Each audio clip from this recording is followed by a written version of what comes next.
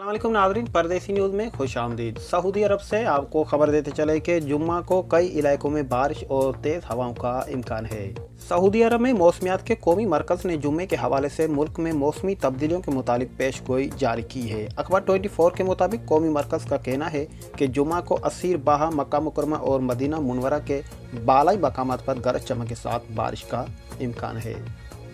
कौमी मरकज़ ने इम्कान ज़ाहिर किया है कि जुम्मा को कसीम, रियाज और हाल रीजनों में मुतअद्दिद मकामात पर मुतवज़्ज़ी तौर पर अबर आलूद होगा, जबकि वक्फे से तेज़ हवाओं और गरज चमक के साथ बारिश हो सकती है। कौमी मरकज़ ने बताया कि जुम्मा को सऊदी अरब में इंतहाई दर्जा हरारत 45 सेंटीग्रेड अल-हस्सा और हफरबातन में होगा, जबकि सबसे कम दर्जा हरारत 12 सेंटीग्रेड अल-सौदा में होगा। तो दोस्तों, आज की यही न्यूज़ थी कि जुम्मा को कसीम, रियाज और हाल रीजनों में मुतअद्दिद मकामात पर मुतवज़्ज़ी तौर पर अबर आलूद होगा, और जबकि वक्फे से तेज़ हवाएं और गरज चमक के साथ बारिश का भी इम्कान है।